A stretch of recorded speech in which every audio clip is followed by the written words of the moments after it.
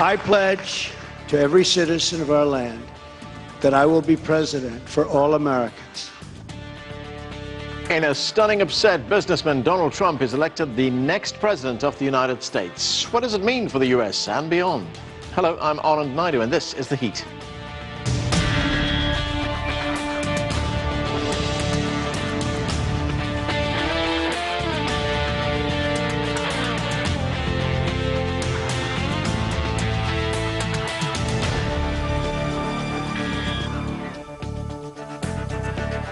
The election of Donald Trump sent shockwaves around the world. Most polls didn't give the brash billionaire businessman much of a chance, but with his populist message, Mr. Trump rode an anti-government wave, securing his place in history and the White House. Later, we'll talk with our panel about the domestic and global challenges he'll face, but we begin in New York with CCTV's Nathan King. And Nathan, as I said, few gave Mr. Trump a chance. How did he do it? Well, yeah, definitely raining here in New York City, especially on Hillary Clinton's parade. Yeah, how did he do it? The simple answer would be, Anand, that he won more votes, but of course he didn't. Hillary Clinton has actually won the popular vote, but not the states. This is what he did. Essentially, Republicans turned out more than Democrats. The vote is way down in both parties since the last presidential election in 2012. What Donald Trump was able to do was turn out more voters in more important states. We're talking about Florida. We're talking about North Carolina especially. We're talking about Ohio, which was a blowout, but also in some safe Democratic states like Wisconsin that appeal to the working man, that his jobs have gone abroad, and that the wage differentials are crushing communities across the Midwest certainly worked. But it was a very, even though it looks very big on the electoral map, just 2 or 3 percentage points the other way, Hillary Clinton would have won. It was very tight in many states. You know, it was a very divisive campaign. But in his speech, as he became president-elect, he said that he was going to try and bring the country together. Let's have a listen. Now it's time for America to bind the wounds of division. Have to get together. To all Republicans and Democrats and independents across this nation, I say it is time for us to come together as one united people. Well, we didn't hear from Hillary Clinton on the night of her defeat. She did call, of course, President-elect Donald Trump, but you know, it was difficult for her to take. Obviously, the polls had her winning, and there was some point in the night it looked like we may have automatic recounts in certain states like Pennsylvania, but the margin was too wide there. So she came out on early on Wednesday morning and basically gave a very gracious speech, but signaled she was going out of American politics forever. This is painful, and it will be for a long time. But I want you to remember this. Our campaign was never about one person or even one election. It was about the country we love and about building an America that's hopeful, inclusive, and big-hearted. We have seen that our nation is more deeply divided than we thought. But I still believe in America, and I always will. So a unity message from both candidates, but can that happen? Remember, Donald Trump really plainly staked out policy on the stump through this campaign, saying he would build a wall on the southern border with Mexico, saying he'd slap tariffs on China between 35 and 45%, reconsider alliances from Europe to Asia if they didn't pay their way. All these policies were spelled out on the stump in terms of campaigning. What will happen now when he's president? Nathan, relations with China and Russia and the war against Islamic State, they're just some of the global challenges that the next president will face. What can we expect from a Trump administration? That's a very good question. You know, the one thing about Donald Trump and his supporters he was plain speaking and said things quite simply. It wasn't a lot of policy talk, which means we have a bit of a policy gap as we go into the transition period. What I do know is that Donald Trump's closest advisors, for example, on China, have advocated a very adversarial stance. Peter Navarro out of the West Coast, for example, is one of them. We know from what he said about Russia that he would like to bury the hatchet when it comes to differences over the Ukraine and Syria. Wouldn't it be wonderful, he said, if we had good relations with Russia?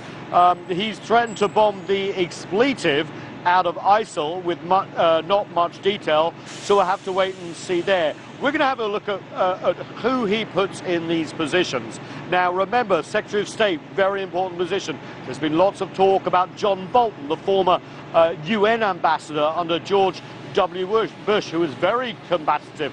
We'll have to wait and see how he shapes his cabinet, how he shapes his team. But we need a lot more meat on the bones when it comes to foreign policy and domestic policy too. Thanks, Nathan. That's CCTV's Nathan King reporting from New York. Okay, let's get to our panel right now. Alexander Nekrasov is a Russian political analyst and former advisor to the Kremlin. He joins us from London. With us here in Washington is Chen Weibo. He's the chief Washington correspondent for China Daily and the deputy editor for China Daily USA. Peter Van Buren is an author and former U.S. Foreign Service officer. He joins us from New York. And Leonard Steinhorn is a former political strategist and current professor of public communication at American University here in Washington. Thanks to all of you for joining us. Lenny, let me start with you. A clear victory for Donald Trump. He won in many states that we thought would go to Hillary Clinton. Candidates often talk about building a White House or groups of people that they hope would help them get there. Where did his support come from? Well, his wasn't necessarily a coalition. It was a base of support from people who felt politically and economically dispossessed. These are a lot of folks in the industrial Midwest where you've seen trade eat away at jobs, deindustrialization eat away at jobs, the quality of life declining in many ways, unemployment high, difficulties in sort of raising their families and making ends meet. These are folks who felt that the elites, that government, that Washington wasn't listening to them, and Donald Trump said, I am your voice. Now, the one interesting coalition that he did build with those voters are evangelical voters who voted, like 81% of them, even higher than previous candidates, voted for Donald Trump. Why? Because they too felt dispossessed in the political system. They saw all of these issues such as same-sex marriage and abortion going in a direction that they didn't like, and they wanted somebody to fight for them. Donald Trump was the coalition that knit together the people around him. Now, on the other side, very quickly, Hillary Clinton, did she get the kind of support she was expecting from African-American voters? Well, she got, very high support from African Americans, as she did from Latinos. But once again, there was an enthusiasm gap. You saw those rallies with Donald Trump. His rallies were basically motivators for people to go out and vote. You didn't have the same thing with Hillary Clinton. People were saying, yeah, I like her, but, or I'll vote for her because she's not Donald Trump. She didn't have an overriding message or theme to fire people up. So you saw less turnout among the African Americans, even though she won among them very handily. Latinos had higher turnout, but in fact, she won them with less of a margin than Barack Obama did in 2012. And millennials, which are very, very much an Obama coalition partner in 2008 and 2012, they came out in lesser numbers and lower support for Hillary Clinton. She just didn't have the same enthusiasm that Donald Trump did, and that's what may have won him this election. Peter Van Buren, we've been told for months by pollsters, by the American media, that Hillary Clinton was ahead in all the polls, that she was going to win this very easily.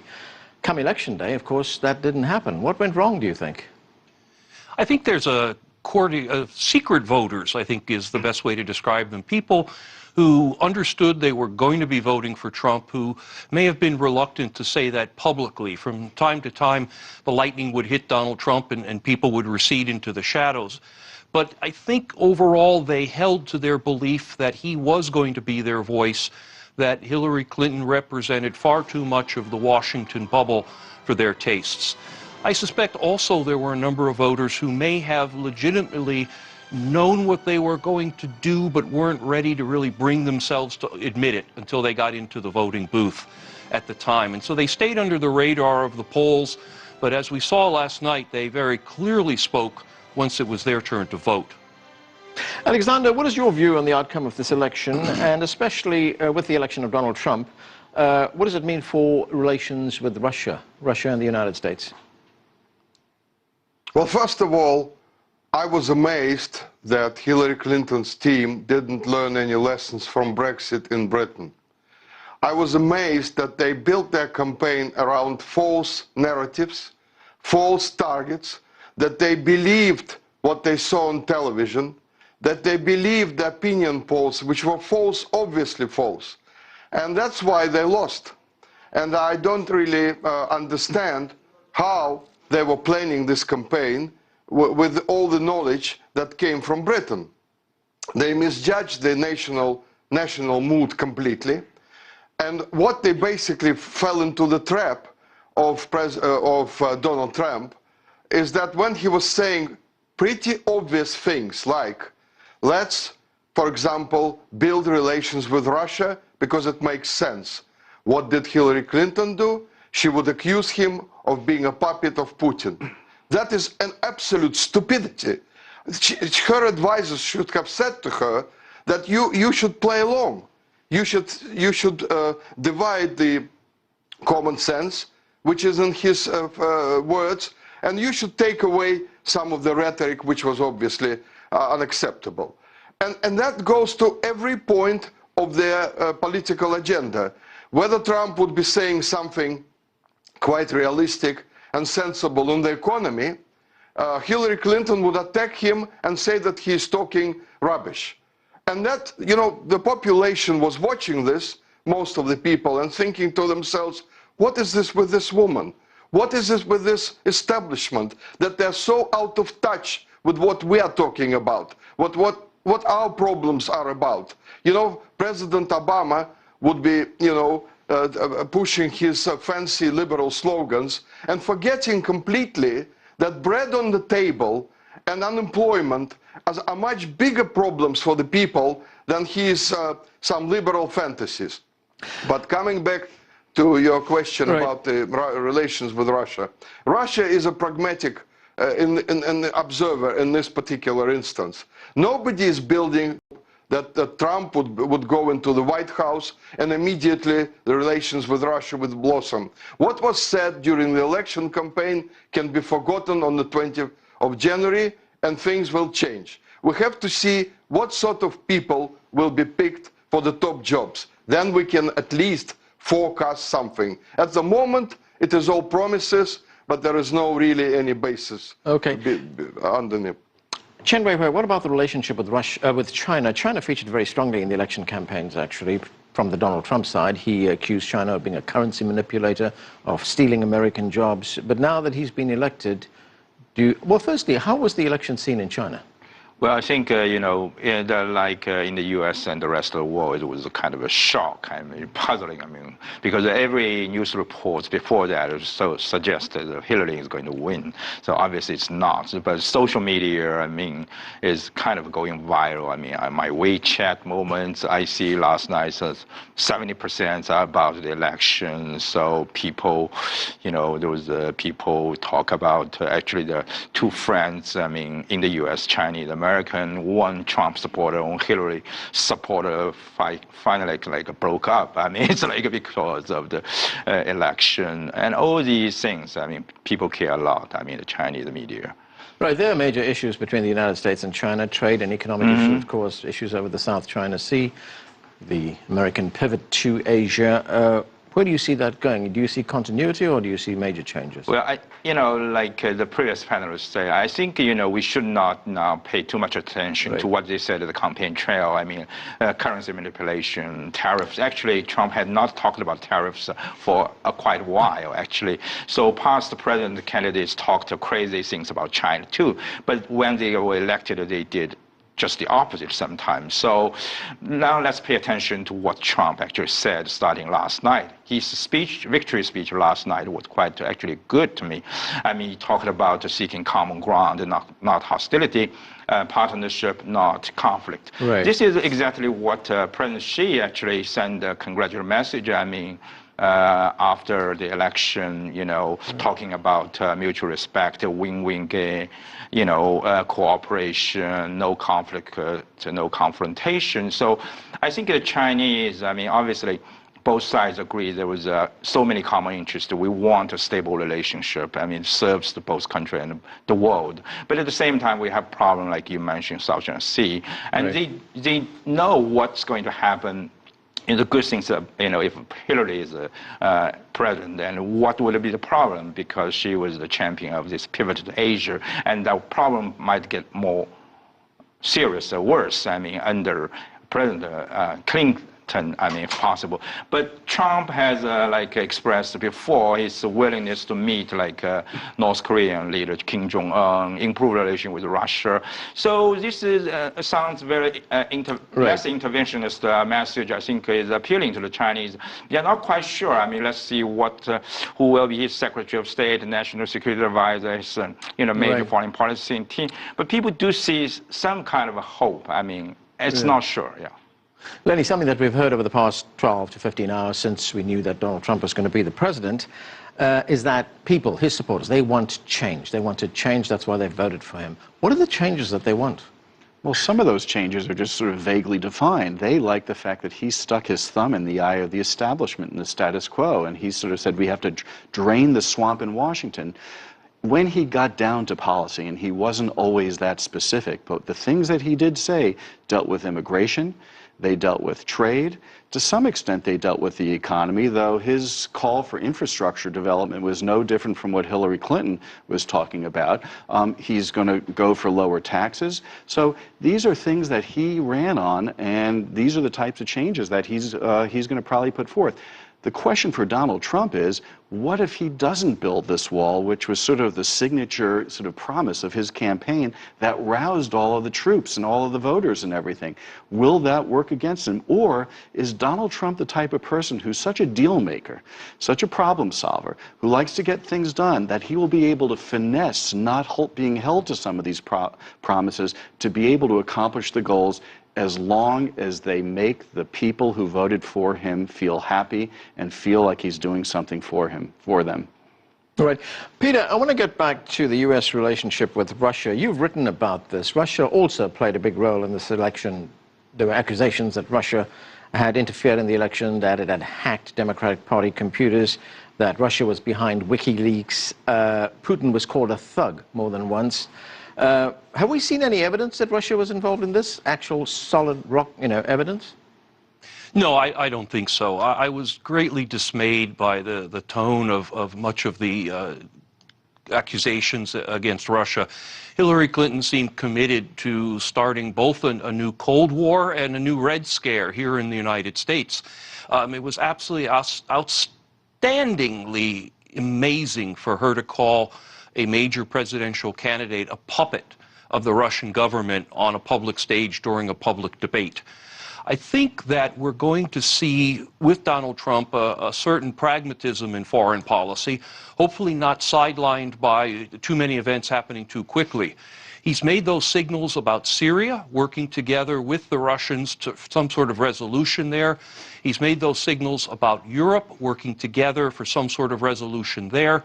And if he continues to go forward with these kinds of plans to stop picking fights, not only in Europe, not only in Syria, perhaps not in the South China Sea, then there exists the potential of an era of pragmatism in American politics that we really haven't seen for quite some time. Remember, 8 years of George Bush set the world on fire. Yeah. Hillary Clinton had made it clear that she intended more violence across the Middle East, a much more aggressive stance in the Pacific. So we are keeping our fingers crossed for some pragmatism that will allow the United States and the rest of the world to start recovering from the wounds of the last, 16 years. I just think it's a little bit unfair to suggest that she's picking fights. She's not the one who invaded Crimea. She's not the one who's been supporting Assad. So we have to be careful about sort of imposing sort of ideology or political preference on what people are saying. Let's face it, there are a lot of issues with Russia and the Europeans and with the United States. We can't wish that away. Donald Trump is going to have to deal with some of that. You might feel that she was too aggressive, but once again, she wasn't the one who put troops into Ukraine. Yeah, I want to get back to but this. she did put, but excuse me, may I respond to that? But she did help put troops into Iraq. She is calling for more aggressive American military action in Syria. She is the one who helped lead the Western incursions into Libya, which turned that place into a failed state. She is supportive of a range of American actions. And so we don't like to use the word in America, invade. We like to call it something else. But in fact, that's exactly what, as Secretary of State Hillary Clinton did. And when she's talking about more troops into Syria, a no-fly zone, more of these types of things, that what she's talking about and what Putin are doing are somehow so radically different as to say that we're wishing problems away. I think you need to look at the actions, not the words. Right. I'd like to get Alexander's view on this. Alexander, you're the Russian. You've seen these accusations made against Russia and President Putin. Why do you think Russia was targeted during the election? Well, as I said already, I think it was a disastrous campaign by Hillary Clinton. I think she was receiving absolutely terrible advice. And I think so many things were misjudged by her campaign. And I find it quite remarkable that everybody is saying now that they were astonished by Trump winning. I think it was pretty obvious that he was winning when Barack Obama did the unthinkable and started campaigning for Hillary Clinton on a daily basis. He was sounding desperate, and that already was showing that the Democrats were losing the battle. So that's one point. And as regards Russia and what Trump can do with Russia, the previous administration boxed itself into a permanent conflict with Russia by interfering in Ukraine. I find it completely irresponsible of people to say that Putin moved his troops into Ukraine when the same Western nations, including the US, have organized the coup in Kiev that overthrew a legitimate regime. You do not do these things in the 21st century and then start to scream that you are being attacked. Right. This is absolutely outrageous. Yeah, I don't want to get bogged down in that right now. I want to move on with the election. Chen Wei-Hua, the Obama administration, of course, pivoted to Asia. Part of that was also known as rebalancing, sending more of its military assets into the Pacific. We also had a dispute between China and the Philippines, which went to arbitration. The United States backed the Philippines in that. Do you think any of that is going to change under a Trump administration? Well, I think it's already changed. I mean, regardless who actually now you see the China-Philippine relations has improved dramatically. Right. I mean, recently under President Duterte, I mean, who is more willing to talk to China. I mean, not really using this arbitration, you know, as a precondition, whatever. I mean, so I think, you know, if the U.S. does not, I mean, my view is does not matter in the region so much. I mean, actually, they will be, I mean, China, Philippines, I mean, China, ASEAN will be able to handle it more effectively. I mean, because of the U.S. Deep involvement, I mean, during the Obama administration, I mean, during Hillary's, I mean, Secretary of State years, I mean, it's like you push China, I mean, to make sort of sometimes more strong reactions, you know. So that kind of action-reaction should be reviewed, actually, by the President Trump administration. So how to approach the issue more sort of Asian style. You have to be sensitive to how the Asians solve their issues. I mean, China successfully solved the border disputes with 14 countries, a neighbor country, I mean, all through bilateral negotiations. So had a great track record in that. So you have to have some confidence. Right. Lenny, President Trump, when he becomes president, is not going to bring some great tradition of statecraft to negotiations with the Chinese or the Russians or with anyone else. So what is his style going to be? Is he going to deal with this like a businessman, or as he says, I'm going to make deals with other countries? Well, I think that's exactly it. He likes to read people. Yeah. He likes to see how he can work with them, figure out how to cut deals, figure out how to sort of get things done that he wants to get things done, you know, the way he wants them done. So I think that's really going to be his style. It may be a very personal style. The buck will stop with him, irrespective of what, let's say, his national security advisor or secretary of state might do. He's going to be the closer on a lot of these deals because that's what he'd help on. We've been hearing lately that the country is very divided. Is Trump going to bring this country together, unify the country? Well, a lot's going to depend on what he does. Some of the rhetoric during the campaign, targeting Mexican Americans, targeting people of the Islamic faith, making fun of people who are disabled, sort of making fun of women and objectifying women. It's going to be hard to overcome some of that. So a lot will depend on the rhetoric he uses, the appointments he has, the policy he puts forth. And I think really if he wants to be able to bind the wounds of this country, he's going to have to reach out and speak to all of the people. So the question is whether this deal maker Donald Trump will be able to go to all of these constituencies, hear them out, and try to find some common ground. And I think that's the one hope that some people have right now, that if he's going to be able to do it at all, that's how he's going to do it.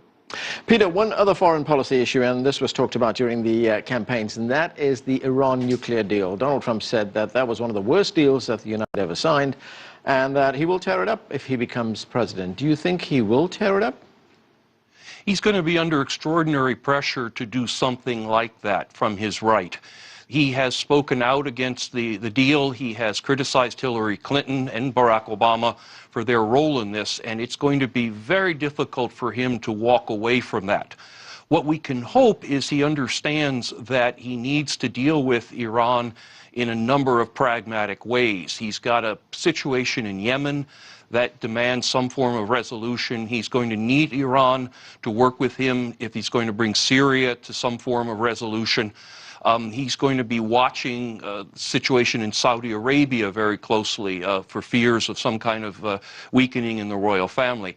So my hope would be that someone would get to him early, explain the range of issues between the United States and Iran, and explain to him that the accord is only one small part of a very complex relationship, and appeal to that businessman side of him that you can't throw one thing away and expect the other parts of the relationship not to suffer. That said, if he takes it on as an early challenge, it will not go successfully, and it will provoke friction in the Gulf where no more friction is really needed. Okay. Alexander, I've only got 30 seconds for a very important question. Are we going to see more cooperation between the United States and Russia on resolving the crisis in Syria?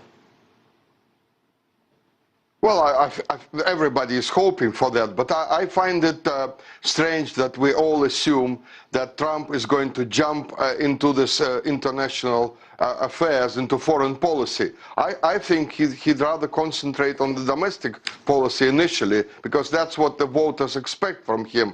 I think every American, always thinks that the most important things are happening in America, not outside it. And also, I'd like to stress that he is a showman.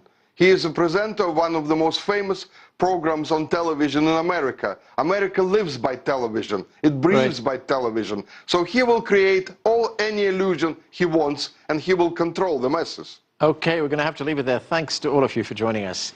That's it for this edition of The Heat. I'm Anand Naidu in Washington, D.C. Thanks for being with us.